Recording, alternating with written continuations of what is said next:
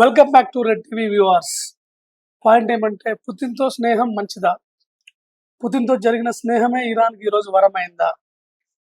అసలు ముజ్దబా ఖమేనీని అటాక్ జరిగిన నెక్స్ట్ డేనే తీసుకెళ్లిపోయి పుతినే దగ్గర పెట్టుకొని ట్రీట్మెంట్ చేస్తూ హై సెక్యూరిటీలో అతన్ని ప్రాణాన్ని కాపాడుతున్నాడని తెలుస్తోంది. ఇది ఎంతవరకు వాస్తవం? పుతిన్ సర్వేలెన్స్ లోనే ఇదంతా జరుగుతోందా? పుతిన్ వార్ స్ట్రాటజీతోనే ఇరాన్ ఈ విధంగా రెచ్చిపోతుందా? చైనాకు ఇందులో భాగం ఎంత? చైనా ఇందులో పార్టిసిపేషన్ ఉండొచ్చు, సపోర్ట్ ఉండొచ్చు, కానీ ఎక్కువగా Putin network, Putin knowledge, Putin ప్లానే ఇరాన్ ఫాలో అవుతుందా అనేది లేటెస్ట్ క్వశ్చన్. అయితే ఎప్పటి నుంచో పుతిన్కి ఇరాన్కి మంచి స్నేహ సంబంధాలు ఉన్నాయి. ఇండియాతో కూడా ఇరాన్తో మంచి స్నేహ సంబంధాలు ఉన్నాయి. ఎందుకంటే ప్రాచీన కాలంగా పర్షియా అంటారు మనం ఇరాన్ని.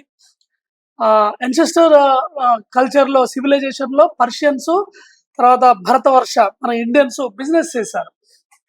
సో క్యాజువల్గా మనకు రష్యా డియరెస్ట్ ఫ్రెండ్ అయినప్పుడు డియర్ ఫ్రెండ్ ఇరాన్ అవుతుంది. సో ఈ విధంగా ఒక కనెక్టివిటీ ఉంది, ఒక బిజినెస్, ట్రేడ్, ఒక రూటు, ఒక నీడ్ అనేది ఉంది.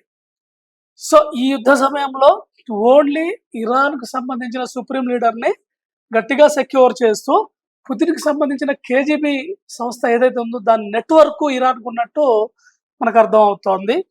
మన యుద్ధ నిపుణులు కూడా ఇదే చెప్తూ ఉన్నారు.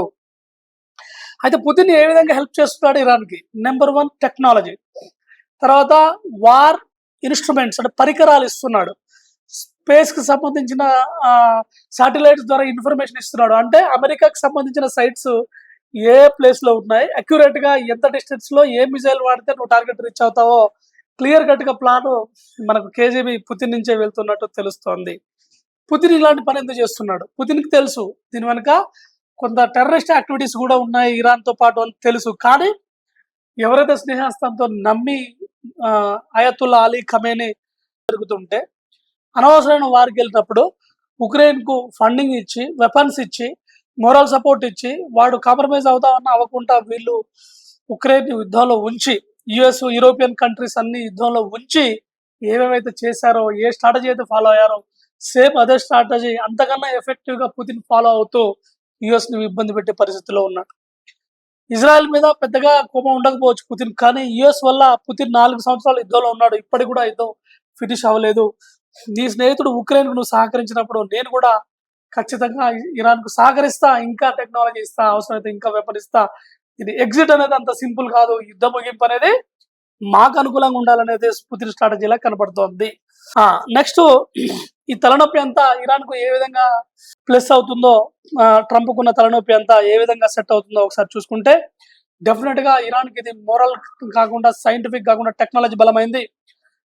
చైనా ఎంతవరకు సహకరిస్తుందో అనేది మనకు క్లారిటీ ఉన్నా అంతకన్నా ఎక్కువగా పుతిన్ సహకరిస్తున్నాడు. యుద్ధాన్ని ఇంకా వేరే స్థాయికి తీసుకెళ్తాడు. మనం చేసింది తిరిగి మనకే వస్తుందని యుఎస్ ఏదైతే చేసిందో అది మళ్ళీ తిరిగి